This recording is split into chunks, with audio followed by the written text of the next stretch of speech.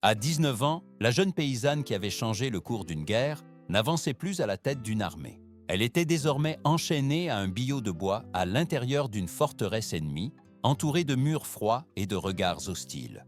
Le silence des lieux contrastait avec l'écho de son nom, qui résonnait encore dans les campagnes de France comme une promesse tenue et, en même temps, comme une menace intolérable.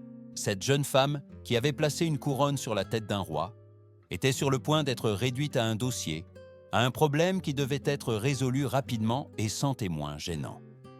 Sa chute ne fut pas soudaine, mais le résultat d'une lente transformation. Pour le peuple, elle restait l'envoyée de Dieu, la voix qui avait redonné l'espoir quand tout semblait perdu. Pour ceux au pouvoir, en revanche, elle était devenue quelque chose de bien plus dangereux, un symbole vivant. En temps de guerre, les symboles pèsent plus lourd que les armées, et les détruire peut être plus efficace que de gagner une bataille. Il ne s'agissait pas seulement d'une jeune prisonnière, mais de l'incarnation d'une idée qui défiait la légitimité d'une occupation entière. Dans cette forteresse, gardée par des soldats qui avaient jadis fui devant son étendard, la réalité commença à se refermer sur elle. Elle n'était plus la commandante inspirée, ni la figure quasi mystique qui parlait au nom du ciel. Elle était, aux yeux de ses ravisseurs, une anomalie qui devait être corrigée. La stratégie ne consistait pas à la faire taire immédiatement, mais à la dépouiller lentement de ce qui la rendait intouchable, son aura sacrée. Si l'on parvenait à prouver qu'elle n'était pas une messagère divine, mais une impostrice, tout ce qu'elle avait représenté s'effondrerait avec elle. L'enfermement n'était pas seulement physique. Chaque jour, la pression psychologique cherchait à briser la certitude qu'il avait soutenue depuis le début. La jeune femme comprenait qu'elle ne luttait plus pour sa vie, mais pour le sens de sa propre existence.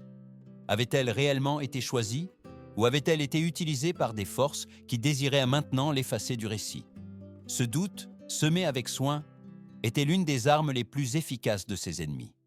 L'enjeu dépassait de loin son destin personnel. En la détruisant, on prétendait réécrire l'histoire récente, transformer la victoire française en une erreur et la foi populaire en une dangereuse illusion. C'était un processus que nous reconnaîtrions facilement aujourd'hui, discréditer le messager pour invalider le message. Les siècles changent, les méthodes changent, mais l'objectif reste intact. Alors que la nuit tombait sur la forteresse et que le bruit des chaînes marquait le passage du temps, le dernier acte d'une tragédie soigneusement orchestrée commençait. La jeune femme qui avait parlé au roi n'avait plus pour interlocuteur que le silence. Et dans ce silence, le pouvoir préparait son jugement final, convaincu qu'en éteignant une voix, il pourrait effacer une idée. L'histoire, cependant, était sur le point de prouver le contraire. La capture de la jeune femme à Compiègne ne fut pas présentée comme un acte héroïque ni comme un tournant décisif du conflit. Dans les registres officiels, elle apparut enveloppée d'un langage froid, quasi administratif. Cependant, derrière cette apparente normalité, se cachait une transaction qui révélait la vraie nature de la guerre. La prisonnière n'était pas traitée comme un être humain, mais comme un objet de haute valeur stratégique. Son destin fut décidé autour de tables où l'on ne parlait ni de justice ni de foi, mais de chiffres, d'alliances et d'opportunités. Lorsque les forces bourguignonnes la livrèrent aux Anglais en échange d'une somme considérable, il fut clair que sa captivité ne répondait pas à une impulsion improvisée. 10 000 francs ne se payèrent pas pour une simple prisonnière. Ce prix équivalait à des armées entières, à des campagnes prolongées, à des années de ressources. Ce qui était acheté n'était pas son corps, mais la possibilité de détruire tout ce qu'elle symbolisait. En l'acquérant, les Anglais croyaient avoir également acheté le contrôle du récit. Transférée à Rouen, le cœur administratif de l'occupation anglaise, sa présence acquit une signification encore plus inquiétante. Elle ne fut pas enfermée dans un monastère ni confiée à une autorité spirituelle neutre. Elle fut emmenée dans une forteresse sous contrôle militaire, un espace où la loi religieuse pouvait être modelée selon les besoins du pouvoir séculier. Là, chaque mur et chaque garde rappelaient que le jugement qui se préparait ne cherchait pas la vérité, mais une issue utile. D'un point de vue moderne, cela est étrangement familier. Dans les conflits actuels, les symboles s'achètent et se vendent aussi. Non pas avec des pièces d'argent, mais avec des titres, des jugements médiatiques et des campagnes de discrédit. Le mécanisme est le même. isoler la figure gênante, redéfinir son identité et la présenter au public sous une lumière qui légitime son élimination morale. Au XVe siècle, ce processus se déroulait en latin et sous l'autorité de l'Église. Aujourd'hui, il adopte d'autres langages, mais conserve la même logique. À Rouen, la jeune femme comprit qu'elle n'appartenait plus à la France, ni même à elle-même. Elle avait été absorbée par une machinerie qui transformait les personnes en arguments. Chaque jour d'enfermement renforçait l'idée que sa vie avait un but étranger à sa volonté. Elle ne serait pas jugée comme une croyante, mais comme une menace. Elle ne serait pas écoutée comme une voix inspirée, mais analysée comme une pièce défectueuse au sein de l'ordre établi. Le transfert marqua aussi un point de non-retour. Alors que ses partisans gardaient le silence ou se montraient impuissants, ses ennemis avançaient avec minutie. Il n'y avait pas de précipitation apparente, car le résultat était déjà décidé. Il ne restait plus qu'à construire une apparence de légitimité, un processus qui permettrait de présenter la destruction d'un symbole comme un acte nécessaire et, surtout, inévitable. Ainsi, dans la quiétude oppressive de Rouen, commença la phase la plus dangereuse de sa captivité. Non pas celle qui menaçait son corps, mais celle qui cherchait à vider de sens tout ce qu'elle avait fait. La guerre ne se livrait plus dans les champs ouverts, mais dans les couloirs du pouvoir, où une jeune femme enchaînée devint la monnaie avec laquelle on prétendait acheter la version définitive de l'histoire. Le procès qui se préparait ne naquit pas du désir d'éclaircir la vérité, mais de la nécessité de donner une forme acceptable à une décision déjà prise. Pour cela, on choisit soigneusement celui qui le présiderait, un évêque dont la loyauté n'était pas envers la jeune prisonnière ni envers la neutralité spirituelle, mais envers le pouvoir qui dominait la région. Sous sa direction, la foi devint un instrument et le tribunal, une scène où chaque geste avait un but calculé. L'accusation ne fut pas construite comme un examen sincère des croyances, mais comme un piège conçu pour l'attraper. On parla de normes religieuses, d'obéissance, de visions suspectes. Mais derrière chaque terme théologique se cachait une intention politique très concrète. Prouver que tout ce qu'elle avait accompli ne provenait pas du divin, mais d'une dangereuse déviation. Si cet objectif était atteint, la légitimité du roi qu'elle avait soutenu serait gravement compromise. La jeune femme fut conduite devant un groupe nombreux de clercs, beaucoup d'entre eux plus attentifs aux conséquences politiques qu'à la cohérence doctrinale. L'environnement imposait respect et peur. Le langage utilisé ne cherchait pas la compréhension, mais la confusion. Chaque question était formulée pour l'obliger à choisir entre deux réponses qui, en apparence, la condamnaient également. C'était un jeu intellectuel inégal, où une jeune femme sans formation académique affrontait des hommes entraînés à l'art de l'argumentation. Cependant, ce qui surprit même certains présents fut la clarté avec laquelle elle répondit.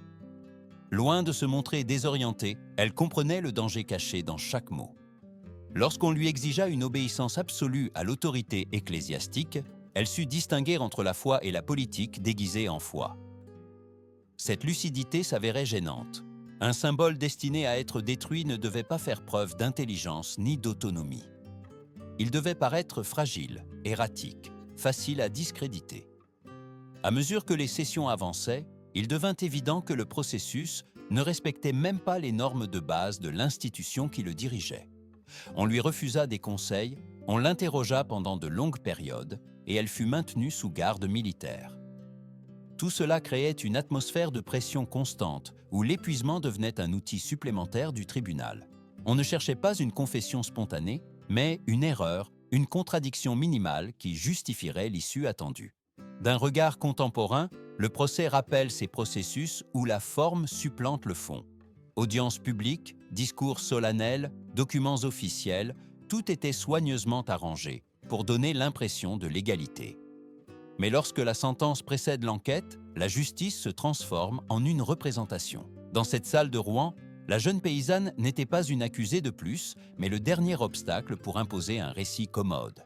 Chaque question, chaque silence et chaque annotation contribuaient au même objectif: séparer son image de l'aura divine qui l'entourait et la réduire à une déviation qui devait être corrigée. Ainsi, sous l'apparence d'un procès religieux, se déroulait une opération de pouvoir destinée à effacer une menace historique. Le décor était planté, les acteurs avaient endossé leur rôle, et la voix qui avait inspiré un royaume entier commençait à être encerclée par un cordon de plus en plus étroit.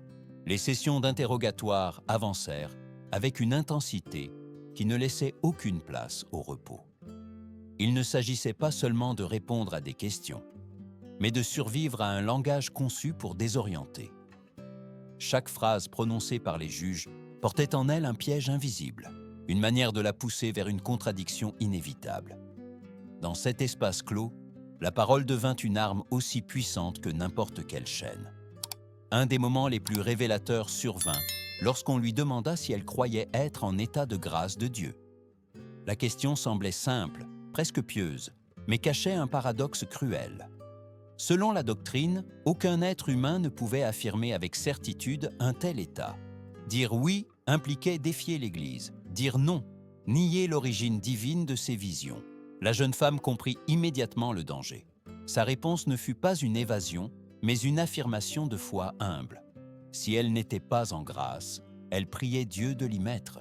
Si elle l'était, elle demandait qu'il l'y maintienne. Cette phrase désamorça le mécanisme du piège, sans défier ouvertement l'autorité. Le silence qui suivit fut significatif. Pendant un instant, le tribunal fut confronté à une vérité inconfortable. L'accusée ne correspondait pas au portrait qu'ils avaient besoin de construire. Elle n'était pas la figure confuse ou arrogante qu'ils attendaient, mais quelqu'un capable de soutenir sa foi sans tomber dans la provocation. Cet instant de clarté mit en évidence la fragilité du processus. Lorsque l'accusé fait preuve de cohérence, le procès perd de son efficacité. Certains clercs commencèrent à douter, non pas de sa foi, mais de la procédure. Il y eut ceux qui perçurent que les questions ne cherchaient pas à éclaircir, mais à forcer un résultat. L'un d'eux se retira, alléguant que le témoignage était manipulé. Un autre remit en question l'autorité du tribunal pour juger l'affaire et fut immédiatement réduit au silence. La machinerie ne pouvait pas permettre de fissures internes. Tout geste de dissidence devait être neutralisé. D'un point de vue psychologique, la pression était constante et cumulative. La jeune femme était isolée, surveillée et soumise à un rythme d'interrogatoire qui ne laissait aucune place à la réflexion. La fatigue devenait une alliée du pouvoir. Dans des situations extrêmes, l'esprit cherche refuge dans la simplification, et le tribunal comptait là-dessus. Ils attendèrent le moment où un mot mal choisi pourrait justifier la condamnation. La scène rappelle les dynamiques contemporaines où la vérité se dilue entre les technicismes et la culpabilité, se fabrique à partir d'interprétations. Les scènes changent, mais la logique non. Lorsqu'une figure menace l'ordre établi, on lui exige une pureté impossible. Toute déviation minime est présentée comme une preuve définitive. Malgré tout, la jeune femme conserva une sérénité qui en déconcerta beaucoup. Elle ne niait pas sa foi et ne l'imposait pas. Elle l'affirmait simplement comme une expérience personnelle qui ne pouvait être confisquée par un tribunal. Cette attitude, loin de l'absoudre, renforçait la décision de ceux qui avaient masse besoin de sa chute. Car une foi qui ne se soumet pas est plus dangereuse qu'une hérésie évidente. Ainsi, chaque réponse correcte resserrait l'étau. L'intelligence qui la protégeait la condamnait aussi. Le procès continuait, et avec lui, la certitude que la vérité n'était pas l'objectif final. Dans cette enceinte, la foi était examinée avec des critères politiques, et la clarté d'une jeune paysanne affrontait un système qui ne pouvait se permettre de perdre. Le lieu où elle était enfermée en disait autant que les questions qu'on lui posait. Ce n'était pas une prison religieuse, ni un espace destiné à la réflexion ou au repentir. C'était une forteresse militaire, contrôlée par des soldats qui ne la voyaient pas comme une croyante en jugement, mais comme une ennemie vaincue. Ce choix n'était pas fortuit. En la maintenant dans un environnement étranger aux normes ecclésiastiques, le pouvoir renforçait son contrôle absolu sur chaque aspect de sa vie quotidienne. La surveillance était constante. Jour et nuit, la présence d'hommes armés éliminait toute sensation d'intimité. L'enfermement ne restreignait pas seulement le mouvement, mais aussi la pensée. Dans un tel espace, le corps devient le premier territoire conquis et l'esprit le suivant. La jeune femme comprit rapidement que sa vulnérabilité n'était pas un accident, mais faisait partie du plan. La pression ne s'exerçait pas toujours par des mots. Parfois, la proximité, la certitude de n'être jamais seule, suffisait. Dans ce contexte, la décision de porter des vêtements masculins acquit une signification qui allait bien au-delà d'un simple choix extérieur. Ce n'était ni un défi symbolique, ni une négation des normes religieuses. C'était une stratégie de protection. Ajustée et fermée, cette tenue offrait une barrière minimale face à un environnement hostile. Pour elle, il ne s'agissait pas d'identité, mais de survie. Cependant, le tribunal transforma ce geste en une preuve supplémentaire de déviation, ignorant délibérément les circonstances qui le rendaient nécessaire. D'un point de vue social, la situation révèle une vérité inconfortable. Lorsqu'une personne perd toute protection institutionnelle, ses décisions cessent d'être interprétées avec empathie et sont utilisées contre elle. Le système n'a pas demandé pourquoi elle avait besoin de se protéger, mais comment il pouvait transformer cette nécessité en une accusation. La logique était implacable. Toute action hors norme devait renforcer le récit déjà établi. L'isolement prolongé remplissait également une autre fonction. En la séparant de toute voie alliée, on cherchait à éroder sa confiance intérieure. À de nombreuses époques et dans de nombreuses cultures, l'enfermement a été un outil pour briser les volontés sans laisser de marques visibles. Les dommages ne se manifestent pas toujours sur le corps, mais dans le sentiment constant d'insécurité, dans le doute semé avec patience. Chaque jour passé dans cette cellule renforçait l'idée qu'elle était seule face à une force immense. Dans des témoignages ultérieurs, il fut question de la peur permanente, de la tension qui ne disparaissait pas même pendant le repos. Cette atmosphère explique beaucoup de ses décisions ultérieures, bien que le tribunal préféra l'ignorer. Reconnaître l'impact de ces conditions aurait signifié admettre que le processus était vicié dès sa base. Comparé au monde actuel, le schéma est inquiétant. Lorsqu'une figure gênante est isolée, discréditée et dépouillée de protection, ces actes sont toujours interprétés comme une culpabilité.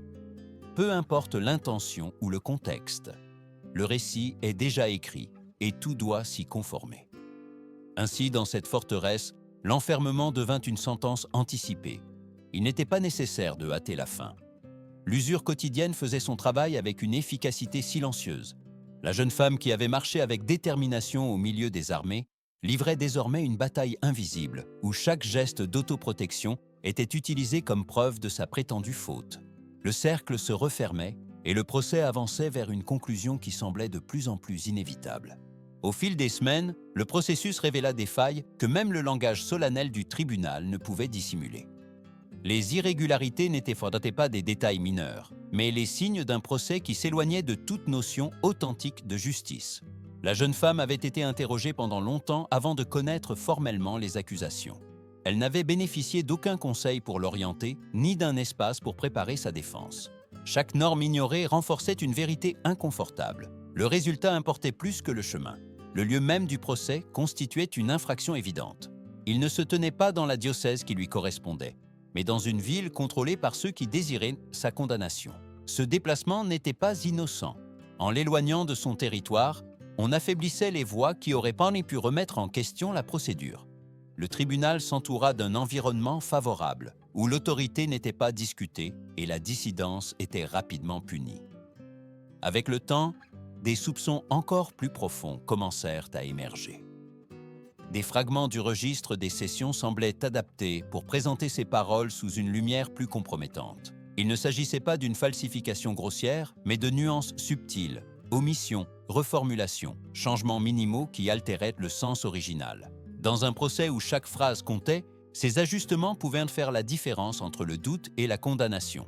D'un point de vue historique, ces pratiques n'étaient pas exceptionnelles. Lorsque le pouvoir se sent menacé, la légalité devient flexible. Les normes cessent d'être un cadre protecteur et deviennent des outils sélectifs. Ce que nous appellerions aujourd'hui la manipulation du récit se faisait alors au moyen de parchemins et de sceaux officiels. L'effet, cependant, était le même: fabriquer une vérité acceptable pour justifier une décision politique. Certains membres du tribunal perçurent tôt la gravité de la situation. L'inconfort grandissait en silence, car l'exprimer ouvertement impliquait des conséquences immédiates. Questionner le processus, c'était questionner ceux qui le dirigeaient. Dans ce climat, l'obéissance s'imposait comme une forme d'autopréservation. La jeune femme, en revanche, n'avait pas cette option. Chacune de ses réponses était piégée dans un système qui réinterprétait ses mots selon ses convenances. Le procès se transforma ainsi en un exercice d'usure institutionnelle. Il ne cherchait pas à convaincre l'accusé, mais à construire un document qui puisse se maintenir devant l'opinion publique de l'époque. L'apparence de correction était essentielle.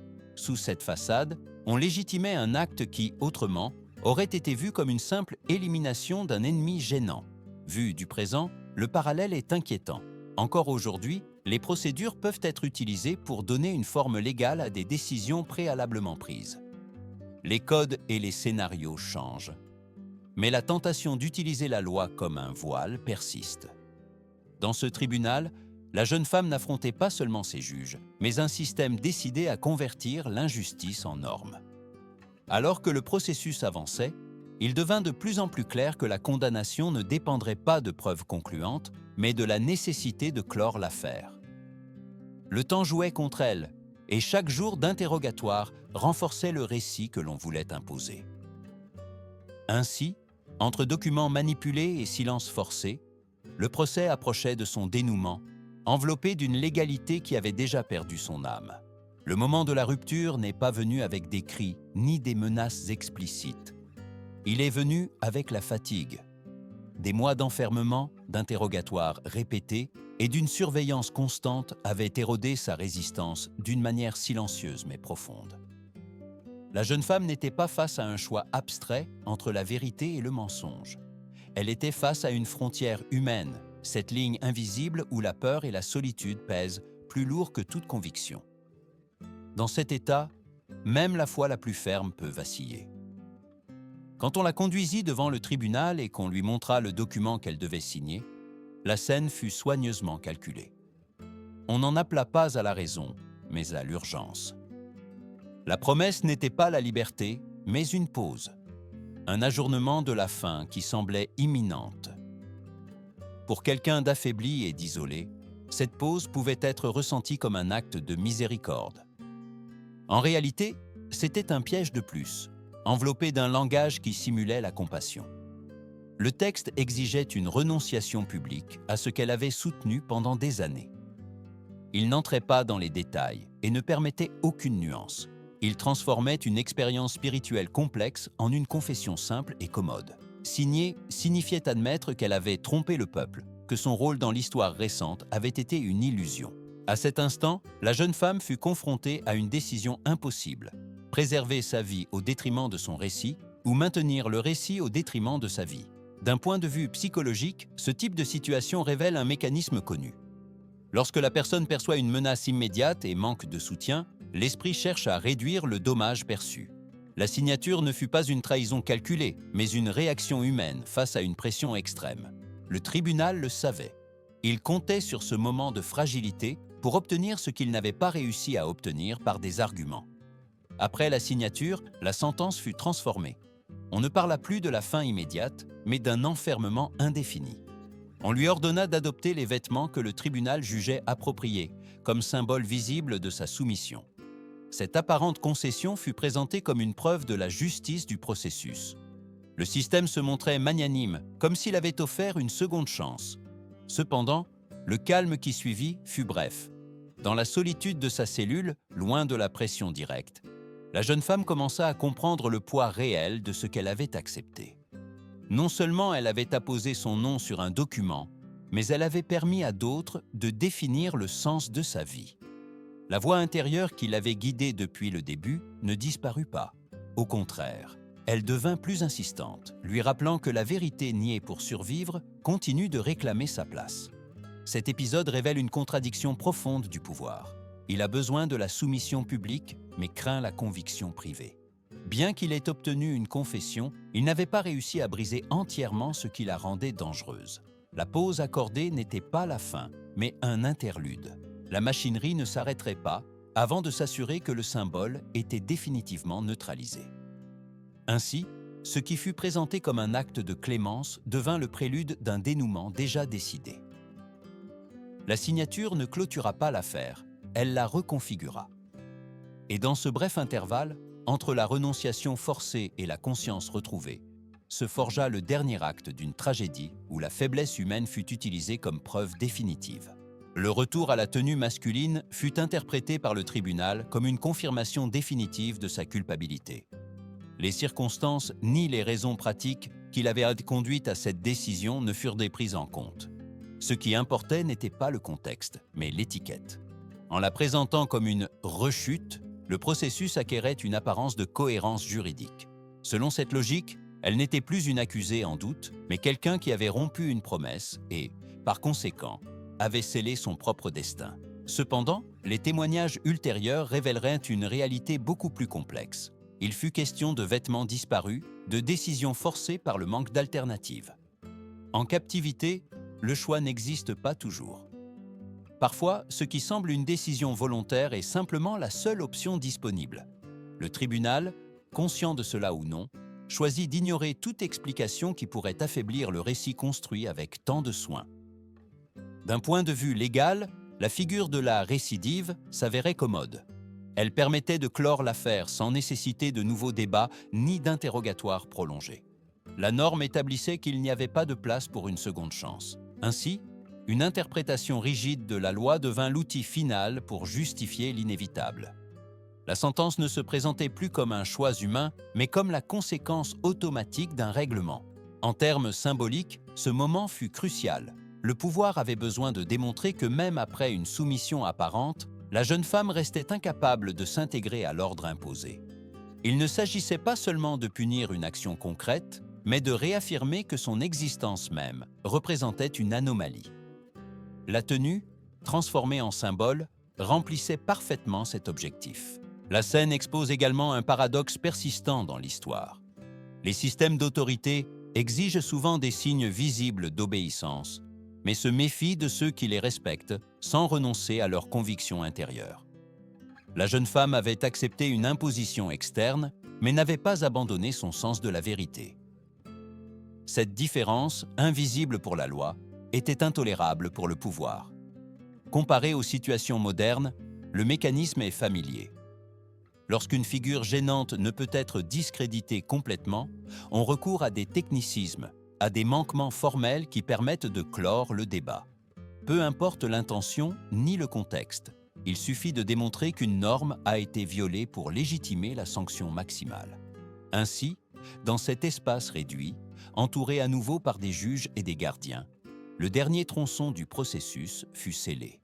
La décision fut prise sans dramaturgie, presque avec soulagement. Le tribunal avait trouvé l'argument final dont il avait besoin. Ce qui suivait ne nécessitait plus de justification supplémentaire.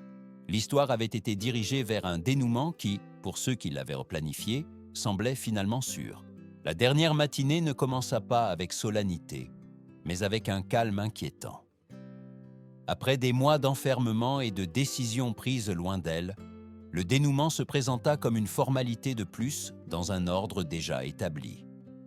Il lui fut permis de recevoir les derniers gestes de consolation spirituelle, une concession tardive qui n'effaçait pas tout ce qui avait précédé.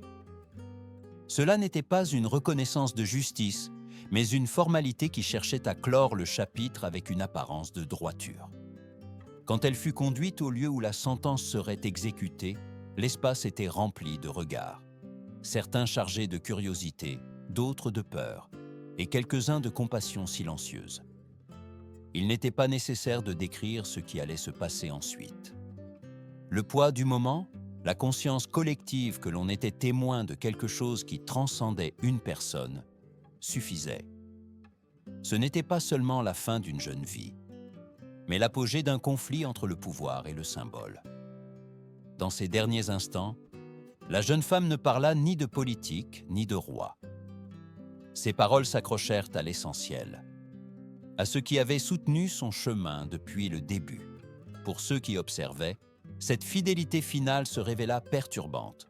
Le tribunal avait atteint son objectif immédiat, mais il ne put contrôler l'impression laissée par une figure qui affrontait la fin, sans renoncer à son essence intérieure. Dans ce contraste, la victoire du pouvoir devenait incomplète. Après sa mort, la tentative d'effacer toute trace fut minutieuse. On évita la possibilité de souvenirs tangibles, de restes qui pourraient devenir des objets de vénération. Cependant, cette précaution révélait une peur profonde. Le corps pouvait disparaître, mais l'histoire avait déjà échappé au contrôle de ceux qui tentèrent de l'écrire à leur avantage. Ce que l'on voulut détruire comme hérésie commençait à se transformer en mémoire. Des années plus tard, la révision du cas exposa ce que beaucoup avaient pressenti.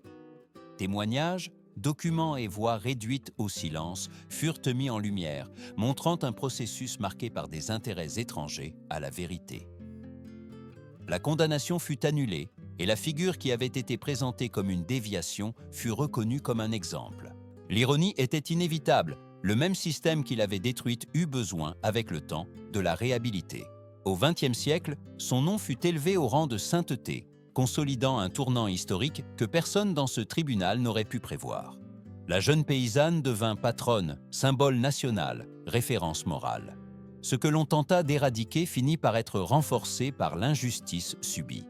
Le pouvoir avait gagné une bataille immédiate, mais perdit le contrôle du récit à long terme. L'histoire invite à une réflexion qui transcende les époques. Combien de fois l'élimination d'un symbole a-t-elle été revêtue du langage de la loi ou de la foi? Combien de voix ont-elles été réduites au silence, non pas pour ce qu'elles ont fait, mais pour ce qu'elles représentaient? La réponse n'appartient pas seulement au passé. Les scénarios changent, mais la tension entre l'autorité et la conscience persiste. Ainsi s'achève cette tragédie. Non pas comme un récit de défaite, mais comme la démonstration que certaines idées survivent, même aux tentatives les plus calculées de les effacer. Le pouvoir peut imposer le silence pendant un temps, mais la mémoire trouve toujours le moyen de revenir.